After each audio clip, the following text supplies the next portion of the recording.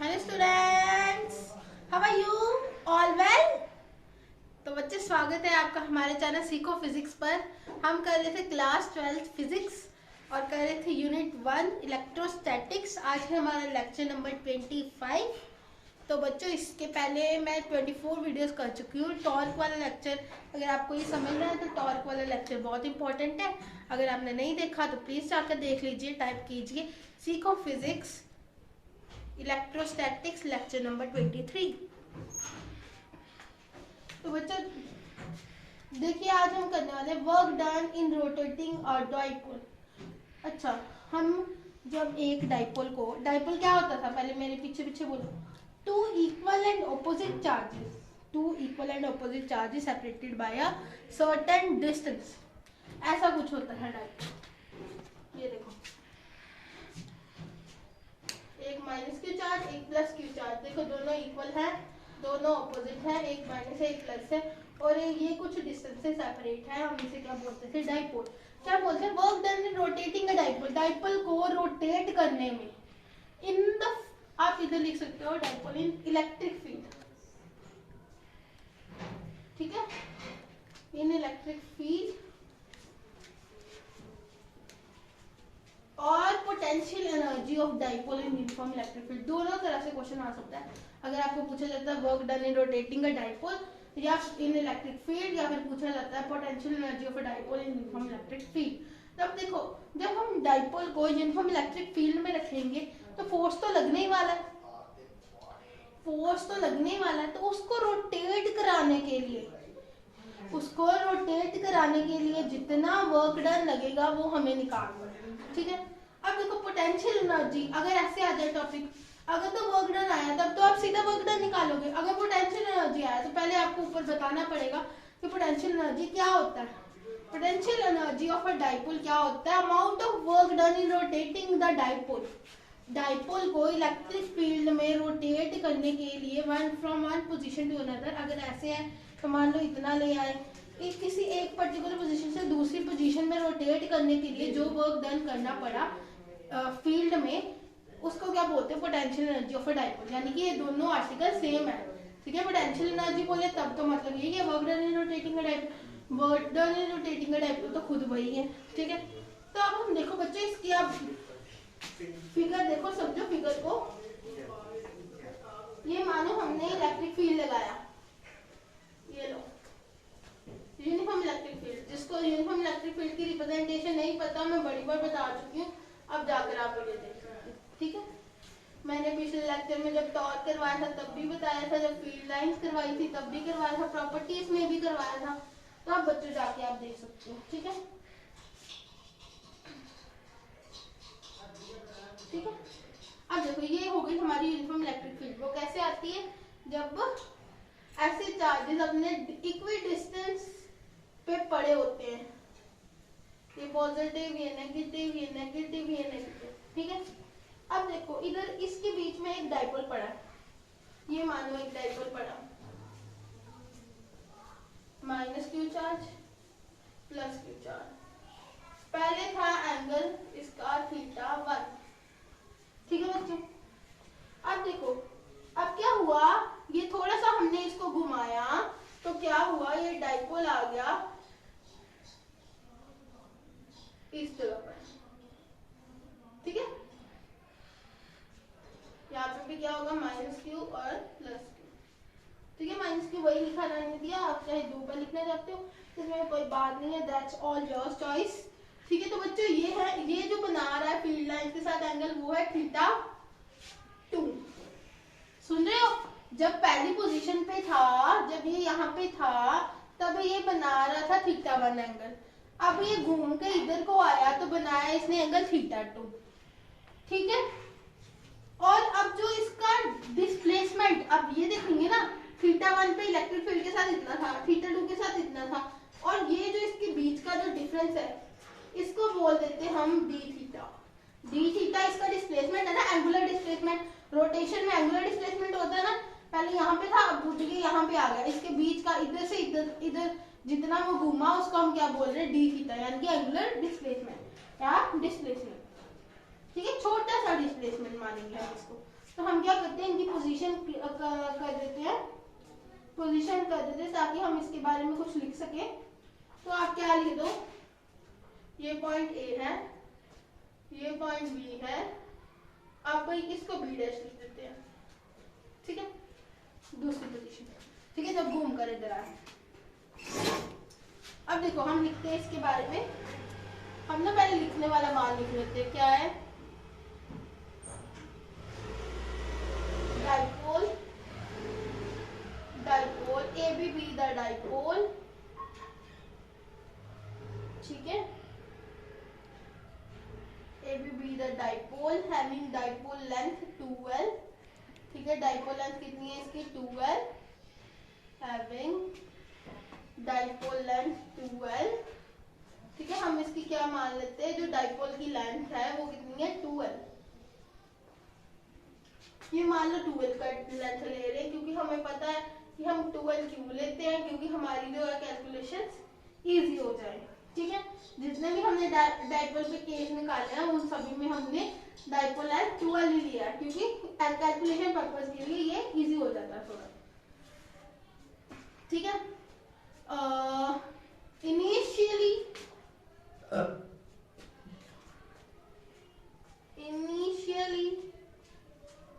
it made angle theta 1 with the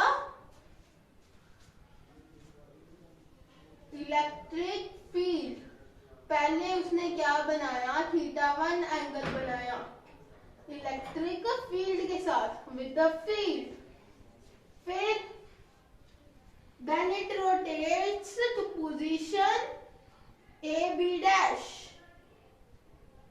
at, लिख लो पहले, initially it made angle theta 1 at position ab, when it rotates,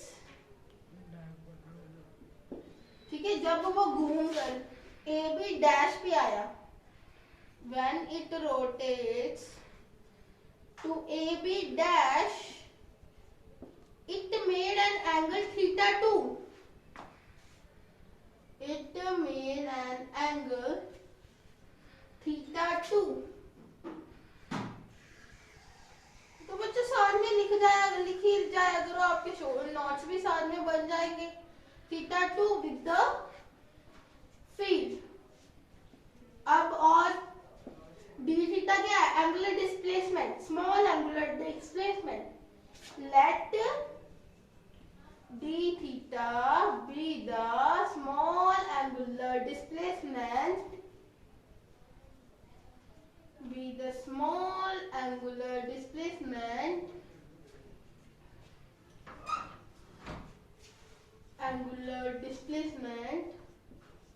by the dipole, dipole ने कितना displacement किया, छोटा सा displacement करा डी थीटा का by the dipole, और dw the small amount of work done, जब ये यहाँ से यहाँ रोटेट करा तो तब हम मान लेते हैं, ये देखो हम अगर छोटी सी डिस्प्लेसमेंट मान रहे हैं, हम ये लेकर चलते हैं, यहाँ पे तो मैंने बहुत बड़ा दिखाया, हम माने बिल्कुल छोटा सा रोटेट हुआ है। अब बच्चों को इतना गेट, कई बच्चे इसको अभी सोच के बैठे होंगे हम इंटीग्रेशन करने वाले, जो सोच रहे हैं वो बिल्कुल सही है। देखो हमने ना लेट करा, ये छोटा सा डिस्प्लेसमेंट है ना, तो हम वर्क डन भी छोटा सा ही लेंगे। मानो ये ऐसे पड़ा था डाइपोल, तो इसको हमने हल्का सा घुमाया, हल्का सा, तो वो हमने छोटी सी डिस्प्लेसमेंट दी, अगर छोटी सी डिस्प्लेसमेंट दी तो छोटा सा ही वर्क डन हुआ होगा, तो ऐसे ही हम करेंगे, d theta with small angular displacement by the dipole and d डब्ल्यू be the small work done in rotating the dipole from the position A B to A B dash, A B से A B dash आने में D W work done लगा है, small work done, and dw is the small work done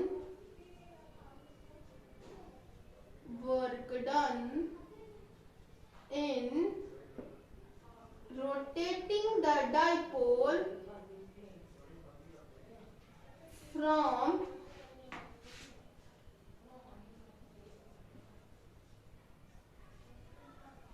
position AB to AB dash, position AB to AB dash. तो बच्चों please have a note of it so I can rub it out. तो बच्चों हमने लिखा था last point AB to AB dash which is given by. अब हम DW की वैल्यू निकालेंगे. अब मेरे को बताओ एंगुलर, जब हम रोटेशन के केस में आपने +1 में पढ़ा है तो वर्क डन किसके बराबर होता है? अच्छा वो मैं छोड़ो +1 में क्या पढ़ा है.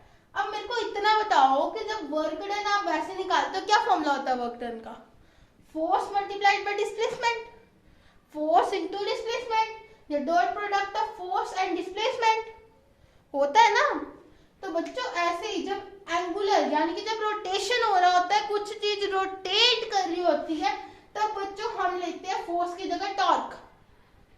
क्योंकि हमने पिछले टॉपिक में पढ़ा था कि इसमें जब हम फोर्स लग रही होती है वो नेट फोर्स 0 होती है तभी टॉर्क आता है. तो इसलिए अगर फोर्स 0 है तो फोर्स तो रखेंगे नहीं, वर्क तो डन हो रहा है, ये तो इस पे फोर्स लगा रही है, तो ये तो हमें पता वर्क तो डन करना ही पड़ेगा. तो इसमें कौन रोल देगा? टॉर्क. इस वर्क डन में कौन भागीदारी देगा? टॉर्क. ठीक है ना. फोर्स की जगह क्या आएगा? टॉर्क. हम टॉर्क को लिखते थे टाउ. आप सामने लिख सकते हो on rotating the dipole from this position to this torque tau is produced. चलो मैं लिख लूंगी साथ में, नो प्रॉब्लम. अब लिख दो टाउ डी थीटा, सामने लिख दो where tau is the torque produced by the dipole, torque produced by the dipole.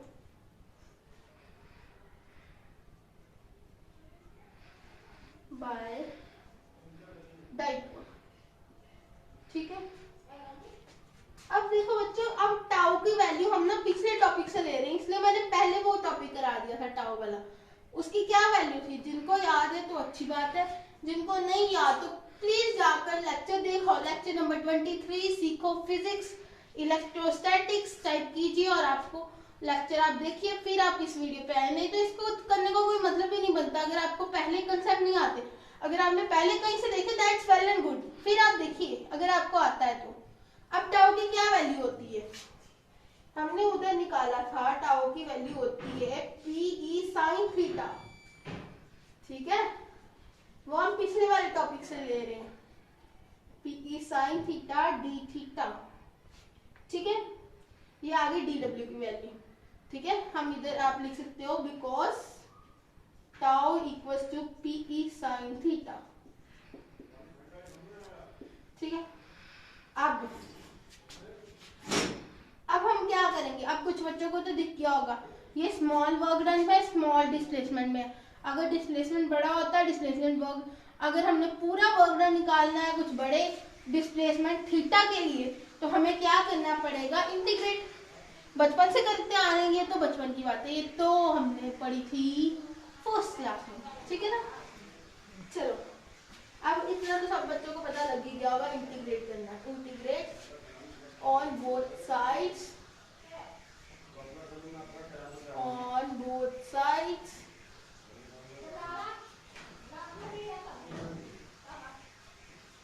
to rotate the dipole from θ1 to θ2.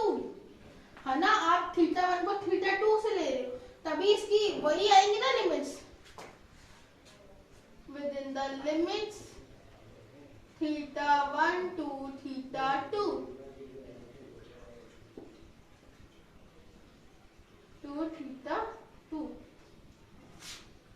तो बच्चों DW equals to PE sin theta d theta. अब देखो work done 0 से W तक है ना. पहले कुछ वर्क डन नहीं किया, इनिशियली इतना ही ऐसे ही पड़ा था तो 0 लिखा. अब जितना अब हो गया है, कुछ हमने डिस्प्लेसमेंट दे दिया है तो कितना हो गया W तक है ना. अब हम क्या करते हैं, यहाँ से लिखते हैं θ1. थीटा 1 पोजीशन से थीटा 2 तक लाए हैं हम, ठीक है, इनिशियल से फाइनल, ठीक है, फाइनल ऊपर इनिशियल नीचे। तो अब कहते हैं इंटीग्रेट, ये तो dw का w होता है क्योंकि हमें पता है इंटीग्रेशन ऑफ dx। मेडिकल वाले स्टूडेंट्स को प्रॉब्लम होती होगी, नहीं तो हमारे मैथ्स वाले तो इसमें उनके लिए तो ये हल्का है। इंटीग्रेशन ऑफ dx क्या होता है, x होता है, इसी तरह dw क्या होगा, w होगा, w। लिमिट्स क्या होंगी, 0 से w। अब इसकी देखो इंटीग्रेशन में ये कांस्टेंट है पी कांस्टेंट है। अब देखो मेडिकल वाले देख लो, मुझे पता बाकी के लिए तो हलवा होगा, मेडिकल वाले देख लो, देखो यहाँ पे थीटा है, यहाँ पे भी थीटा है, जो डी के साथ लगी होती है ना चीज वो वेरिएबल होता है, बाकी सब कांस्टेंट रख लेते हैं। जो डी के साथ लगा होता है ना, जो डी के साथ लगा है हमने उसके रिस्पेक्ट में इंटीग्रेशन करना होता है, बाकी सब जो होता है हम उसको कांस्टेंट मान के बाहर रखते हैं। अगर मानो यहाँ पे वेलोसिटी होती है तो नहीं, अगर होती मानो तो क्या करते हम वेलोसिटी को, अगर यहाँ पे डी भी होता तो वेलोसिटी की टर्म्स में करते, अगर नहीं है भी तो हम उसको बाहर ले लेते, ठीक है। इंटीग्रेशन हम उसी टर्म्स में करते हैं जो डी के साथ लगा होता है। अब यहाँ पे डी थीटा है तो हमें थीटा वाले टर्म के साथ, टर्म को ही साथ लेंगे, पीई को हम बाहर लिखेंगे, तो पीई को बाहर लिख दिया, साइन थीटा, थीटा 1 से theta 2 sine theta D theta. अब साइन थीटा की क्या होती है इंटीग्रेशन, जल्दी से बताएंगे। अब देखो ये देखो, अब इधर क्या करेंगे, पहले फाइनल लिमिट यानी कि upper limit minus lower limit, ठीक है, पीई। अब साइन थीटा की क्या होती है integration, minus of cos theta, लिख लो integration of sine x dx equals to minus of cos x, ठीक है। लिख लो PE minus cos theta, theta 2 से थीटा 1 से थीटा 2, ठीक है। w माइनस 0 कितना होगा, w। अब पीई ऐसे ही, अब इसकी भी लिमिट पुट करो, एक बार थीटा की जगह थीटा 2, एक बार थीटा की जगह थीटा 1, माइनस माइनस साइन बाहर लिख लो, ये माइनस साइन बाहर लिख लिया। अब लिखो यहाँ पे कॉस, पहले थीटा 2 माइनस कॉस थीटा 1, ठीक है। अगर आप इसको चाहो तो माइनस अंदर ले जाओ, cos theta 1 minus cos theta 2 लिख दो, नहीं तो चाहे इतना ही छोड़ दो, ठीक है। ये क्या आ गया हमारे वर्क, ठीक है। अब बच्चों इसके बाद हमने ये निकालना था वर्क डन, यही आप इसको पोटेंशियल एनर्जी भी बोल सकते हो, और you can say it is what, potential energy, potential energy. अब ये पीई डाइपोल है, ये पी, ये वाला पी डाइपोल है, इसको छोटा लिख लेना, और ये क्या है, हम पोटेंशियल एनर्जी को यू से लिख देते हैं, ठीक है, फिर कंफ्यूज नहीं होंगे आप, ठीक है। मैंने पोटेंशियल एनर्जी को यू से लिख दिया, ये पी हमारा डाइपोल मूवमेंट है, भूल मत जाना, कंफ्यूज मत होना। पी बच्चों यहाँ पे डाइपोल मूवमेंट है, पोटेंशियल एनर्जी नहीं है, कंफ्यूज मत करना। डाइपोल मूवमेंट की क्या डायरेक्शन होती थी, माइनस क्यू से प्लस क्यू, ठीक है। अब करते हैं हम अपने स्पेशल केसेस, यहीं पे कर ले, और नहीं बच्चों यार ऐसे मजा नहीं आएगा, आप इसको कर लो note, have a note of it. तो बच्चों आप कहते हैं स्पेशल केसेस, तो बच्चों आपको अब इसमें क्या है, स्पेशल केस में हम क्या करने वाले हैं, हम इसमें कुछ फिक्स करने वाले हैं ताकि हम थोड़े से केस बना सके। अरे जो मेन पॉइंट था वो तो हो गया, पर अगर मार्क्स चाहिए तो ये भी करना पड़ेगा, उसी से तो ड्राइव होने हैं। देखो स्पेशल केस हम लिखते क्यों हैं, क्योंकि हम सीधा आए, हमें हलवा याद हो और हम हलवा खाएं जल्दी जल्दी से, बस काम खत्म, फोन मारा जाए, हलवा खाएं, बस इतना सा काम होता है, इसीलिए हम स्पेशल केसेस को लिखते हैं। अब देखो स्पेशल केस में हम क्या कर देंगे, if theta 1 equals to 90 degree, theta 1 equals to 90 degree, equals to 90 degree, that means what, that means what, अगर थीटा 1 90 डिग्री है, देखो बच्चों थीटा 1 कौन सा था, जब ये इनिशियल स्टेज पे पड़ा था, ये ऐसे पड़ा था थीटा 1 एंगल पे, अब बोल रहे थीटा 1 90 डिग्री, यानी कि ऐसे हो जाए सीधा। That means the initial position A B becomes 90 degree, becomes perpendicular to the electric field. लिख दो, that means when the initial position of the dipole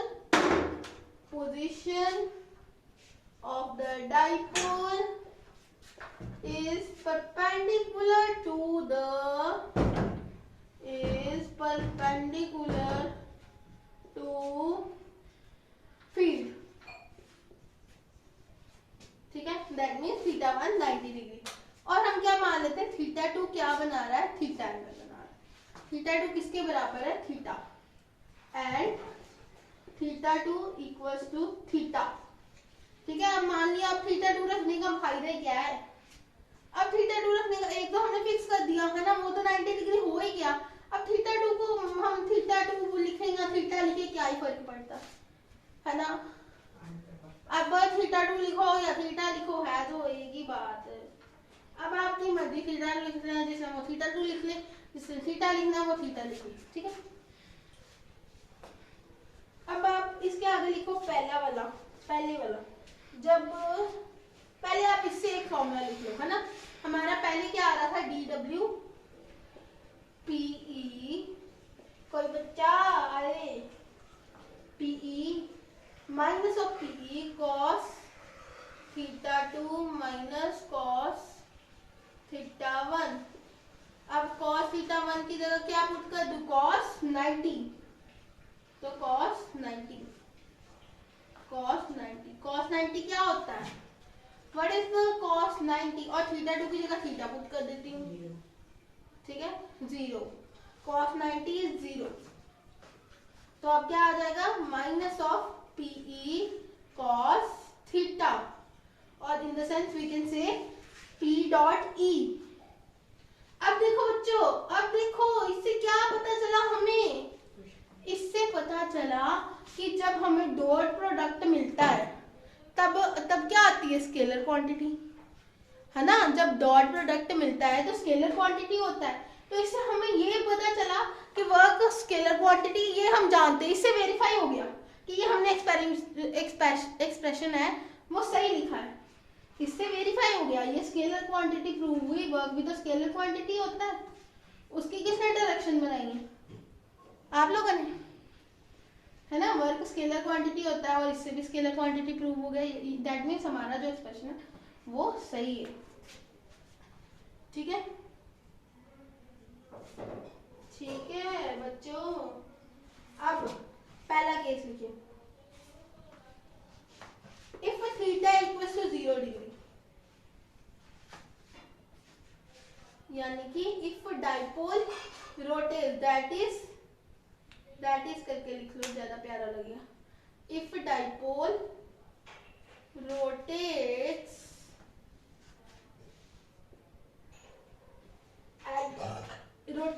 parallel, dipole rotates parallel to the field, अगर parallelly field पे rotate कर जाए, यानी कि एक ये से कुछ ऐसा, ये देखो ये आपकी यूनिफॉर्म फील्ड है, ये आपका एक 90 डिग्री का है dipole, minus Q plus Q. अब एक जो है ना, एक तो ये एक जो है ना वो ऐसे पड़ गया, रोटेट होके ऐसे आ गया, यहाँ पे माइनस क्यू, यहाँ पे प्लस क्यू, यहाँ पे प्लस से माइनस होती है इलेक्ट्रिक फील्ड, प्लस से माइनस, प्लस से माइनस। तो बच्चों पहले तो आप इसकी वैल्यू लिखो, वैल्यू क्या आएगी, u equals to PE cos theta होता है, cos थीटा cos 0, बट इस cos 0 की वैल्यू क्या हो जाएगी, 1, तो आ गया माइनस PE। देखो cos 0 की वैल्यू 1 होती है तो क्या आ गया, माइनस PE। अब देखो ये बच्चों, यहाँ पे पोटेंशियल एनर्जी मिनिमम होती है, पोटेंशियल एनर्जी मिनिमम होती है,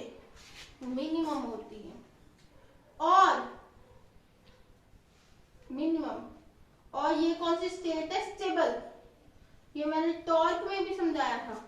देखो बच्चों यहाँ पे क्या हो रहा है, यहाँ पे देखो प्लस वाला माइनस के साथ अट्रैक्शन है, माइनस वाले का प्लस के साथ अट्रैक्शन है, ये बहुत खुश है एक साथ, ये बहुत खुश है। अगर देखो, अगर मानो आप ही देख लो, अगर आप पिकनिक जाना चाहते हो, मानो हम एक फिजिकल एग्जांपल है, अगर आप पिकनिक जाना चाहते हो तो अगर आपकी मम्मा आपको थोड़ा सा बोले अरे पिकनिक चले जा, तो आप बड़े आराम से चले जाओगे, है ना। आपको मतलब कि मम्मी को ज्यादा वर्क डन नहीं करना पड़ेगा। अरे फिजिक्स में आओ, वो आपने वो नहीं, मम्मा मैं ये भी लेके जाऊंगा, ये भी लेके जाऊंगा, ये नहीं, फिजिक्स में आओ ना।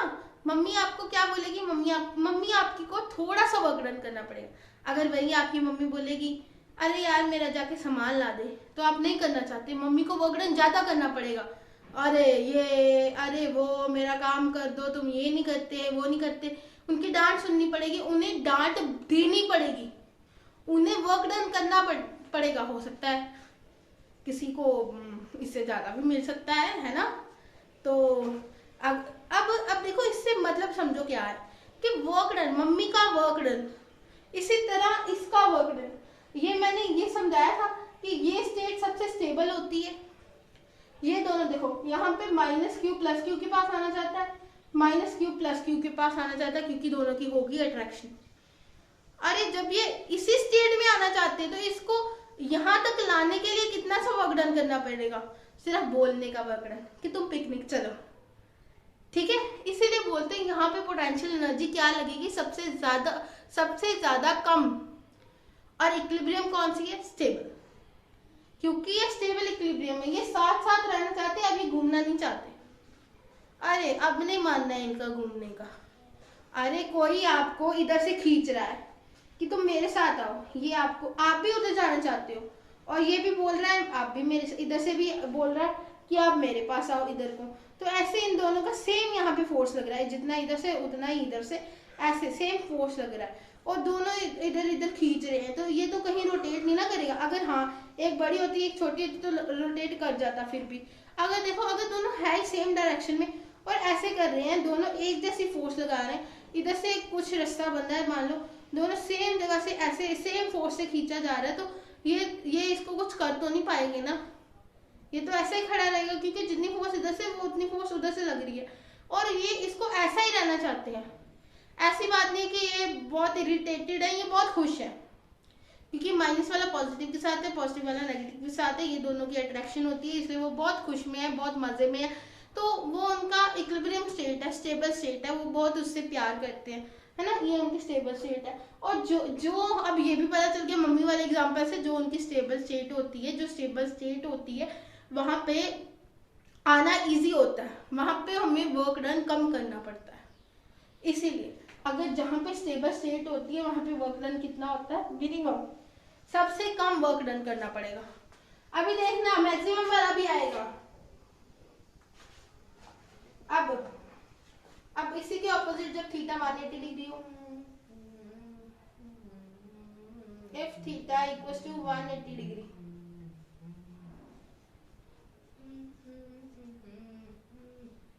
यानी कि इफ डाइपोल rotates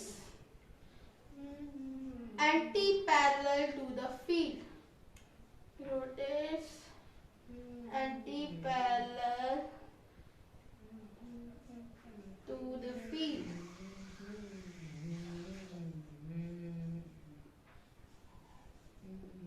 माना ये है फील्ड, ये आपकी इनिशियल स्टेट जो है 90 डिग्री में। अब जो दूसरी स्टेट है ना, ये देखो, प्लस से माइनस होती है, प्लस से माइनस, प्लस से माइनस। अब क्या बोल रहे हैं, एंटी पैरेलल। अब देखो डाइपोल की डायरेक्शन कैसे होती है, यहाँ पे देख लो ये पैरेलल कैसे है, माइनस से प्लस, इसकी भी डायरेक्शन ये, इसकी भी डायरेक्शन ये, दोनों की सेम डायरेक्शन तो 0 डिग्री। अब ऑपोजिट डायरेक्शन होगी तभी ये क्या होंगे, एंटी पैरेलल। अब देखो यहाँ पे नेगेटिव, नेगेटिव से पॉजिटिव, ये देखो यहाँ पे डायरेक्शन है, हमें ऐसी डायरेक्शन चाहिए, तो यहाँ पे क्या होना चाहिए, नेगेटिव, यहाँ पे पॉजिटिव, क्योंकि डाइपोल मोमेंट की क्या डायरेक्शन होती है, अरे पी की क्या डायरेक्शन होती है, नेगेटिव चार्ज से पॉजिटिव चार्ज। यहाँ पे भी देखो नेगेटिव चार्ज से पॉजिटिव चार्ज, तो दोनों में एंगल बन रहा है थीटा। यहाँ पे उलट के ऐसा उल्टा मारा उल्टा, अरे उल्टा वो मत समझना, अरे उल्टा पता कैसे मारा, ये देखो यहाँ था, ऐसे था, ऐसे कहीं ऐसे था, ऐसे था, ऐसे ऐसे, यहाँ पे माइनस क्यू चार्ज था, मानो जो पॉइंट वाला चार्ज है ना, ये जो पेन वाला पासा है, वो मानो माइनस क्यू था, ठीक है, वो मानो माइनस क्यू था, ठीक है, ये मानो प्लस क्यू था, तो ऐसे पड़ा था ये चार्ज, ठीक है, आप मान लो ऐसे पड़ा था, चलो, तो क्या हुआ, ये चाहते थे, ये इन्होंने इसको इतना रोटेट किया और ऐसे ले आए, ठीक है, अब क्या हुआ, ये देखो, ये प्लस क्यू चार्ज हुआ, ये माइनस क्यू चार्ज। अरे मैं यहाँ पे लिखती हूँ, निब वाला पासा है हमारा नेगेटिव, ठीक है, अरे निब वाला पॉजिटिव ले लेते हैं, चलो जो भी लेना, अब दोबारा समझ, निब वाला पॉजिटिव और बैक जो होगी विदाउट निब क्या हो जाएगा, विदाउट निब को डब्ल्यू एन लिख देती, वो होगा हमारा नेगेटिव, ठीक है, ऐसे पढ़े थे माइनस क्यू प्लस क्यू, तो ये लो माइनस क्यू और प्लस क्यू, निब वाला पॉजिटिव था तो ऐसे रख लेते हैं, ये लो माइनस क्यू प्लस क्यू, ठीक है, माइनस क्यू प्लस क्यू। अब हमें क्या चाहिए, ये ऐसे घूमे, ट्रूनी ट्रूनी ट्रूनी ट्रूनी ट्रूनी ट्रूनी ट्रूनी, ऐसे आ जाए, ठीक है, अरे ऐसे आ जाए, यहाँ पे कौन सा, ये कौन सा आ गया, ये वाला केस आ गया, निब वाला पॉजिटिव, ये वाला विदाउट निब वाला क्या है, नेगेटिव, ये देखो ये वाला केस आया, ठीक है, अब देखो इसके लिए कितना रोटेट होना पड़ा, बस इतना सा, ठीक है, अब जब हम करेंगे ना, इसको हम अब लाना है ये वाली स्टेट पे, ये देखो ऐसे था ये, अब इसको घूमना पड़ेगा पूरा, अब ऐसे आएगा, ये देखो निब वाला पॉजिटिव और विदाउट निब वाला नेगेटिव, देखो इसे कितना वर्क डन करना पड़ा, अभी से ही कुछ बच्चों को पता चल जाएगा पोटेंशियल एनर्जी यहाँ पे मैक्सिमम होगी, अरे देखा कितना घूमना पड़ा, अभी देखा ना, अब देखो, अब यू इसमें क्या आएगा, थीटा तो पुट करो, माइनस पीई कॉस 180, 180 कितना होता है, अरे -1 होता है, तो क्या आ जाएगा, प्लस का पीई, माइनस माइनस प्लस हो जाएगा, पीई आ जाएगा, और ये बच्चों होती है मैक्सिमम, ये होती मैक्सिमम पोटेंशियल एनर्जी है, और अनस्टेबल इक्विलिब्रियम है, अनस्टेबल इक्विलिब्रियम। अब अनस्टेबल क्यों है, कुछ बच्चों का ये भी सवाल होगा, लेकिन जो कल वाली वीडियो देख के आए उनका नहीं होगा, है ना, उनका नहीं होगा।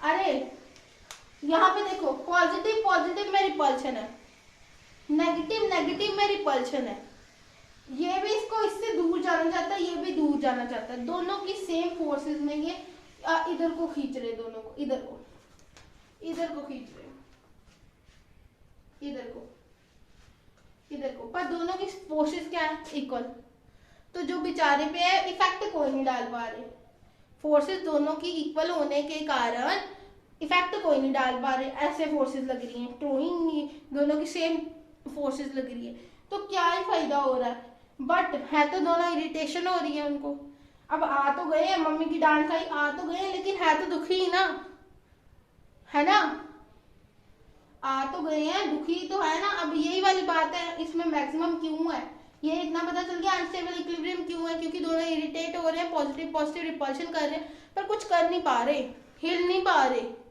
अपनी जगह को कुछ कर नहीं पा रहे, अब इधर वर्क डन करें तो इसको कुछ होगा, बेचारे खुद नहीं कुछ भी कर पा रहे, क्योंकि फोर्सेस तो लग रही हैं, दोनों साइड इक्वल लग रही हैं और सेम डायरेक्शन में लग रही है, इसलिए टॉर्क भी नहीं आएगा, अगर ऑपोजिट लगती तो equal and opposite forms torque, अरे ये उनको ही समझ आएगा जो पिछले लेक्चर देख के आए हो, ठीक है, अब देखो अगर सेम लग रही होती, minus equal and opposite charges form, equal and opposite forces form torque, ठीक है, अब देखो जब इक्वल एंड ऑपोजिट इक्वल तो है, लेकिन ऑपोजिट कहाँ है, सेम ही जगह लग रही है, ये भी इसको रिपेल कर रहा है इधर को, ये भी इसको रिपेल कर रहा है इधर को, है ना, तो ये दोनों तो इक्वल लगाई जा रहे, टॉर्क तो आएगा नहीं, ये बेचारे कहाँ हिलेंगे, ये इनका अनस्टेबल स्टेट है, दुखी है, आपको बोल रहे हैं, मम्मी बोल रही हैं आज मेरा कोई काम कर दो, लेट्स सपोज वो आपको बोल रही हैं आज मेरे को